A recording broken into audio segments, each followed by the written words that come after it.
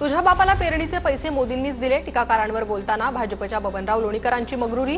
तुमच्या अंगावरचे कपडे, पायातले बूट, मोबाईलही सरकारमुळे, बबनराव लोणीकरांचं वक्तव्य।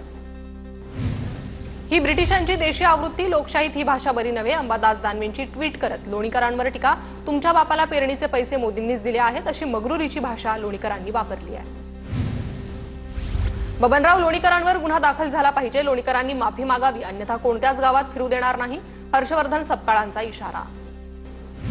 हसन मुश्रीफांना आर्थिक फसवणुकीच्या प्रकरणात मोठा दिलासा। आर्थिक फसवणुकीच्या आरोपातील गुन्हा रद्द करण्याचे आदेश देत मुंबई हायकोर्टाकडून याचिका निकाली। मुरगुड पोलीस ठाण्यात दाखल फसवणुकीच्या गुन्ह्यात कोणतेही पुरावे सापडले नाहीत। ठाकरेंच्या शिवसेनेचे आमदार भास्कर जाधवांकडून सूचक स्टेटस। वेळीच एखाद्या व्यक्तीची किंमत समजून घ्या, वेळ गेल्यावर पश्चाताप करत बसणं व्यर्थ आहे। भास्कर जाधवांचं स्टेटस। दिवा जळतानाच तुपाची गरज असते, विझल्यानंतर तूप ओतण्यात अर्थ नाही। जाधव शरद पवार आज कोल्हापूर दौऱ्यावर। 4 वाजता कोल्हापूरमध्ये आगमन झाल्यानंतर 4:30 वाजता शाहू जन्मस्थळाला भेट देणार।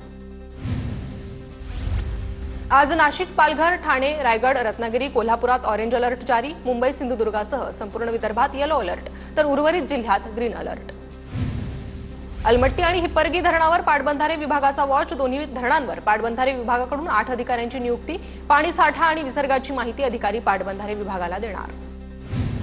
रत्नागिरी जिल्ह्यात 68 धरणांपैकी 28 धरणं 100% भरली। उर्वरित 28 धरणात 50% पाणीसाठा। संगमेश्वर तालुक्यातील कडवई धरणाच्या सांडव्यावरून पाणी।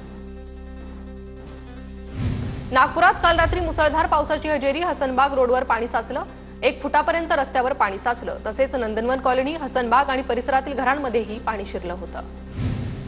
नाशिकमध्ये रात्रीपासूनच पावसाच्या सरी। आज ऑरेंज अलर्ट। गंगापूर धरणातून पाण्याचा विसर्ग कमी करण्यात आला। गोदाघाट परिसरातील पाण्याची पातळी कमी। दोतोंड्या मारुतीच्या पायाजवळ पाणी।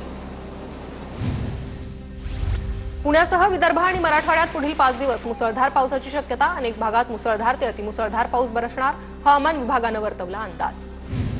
नाशिकमधील 8 दिवसात कोसळलेल्या पावसामुळे 6 तालुके आणि 454 गावं टँकरमुक्त। 399 वर गेलेली टँकरची संख्या यंदा अवघी 34 वर आली।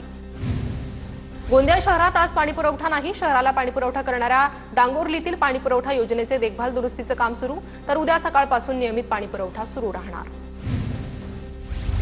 संत तुकाराम महाराजांची पालखी आज बारामती तालुक्यात दाखल होणार। सुनेत्रा पवार पालखीचं स्वागत करणार। मंत्री गुलाबराव पाटील पंढरपुरात। गुलाबराव पाटलांनी घेतलं विठ्ठल रुक्मिणीचं दर्शन।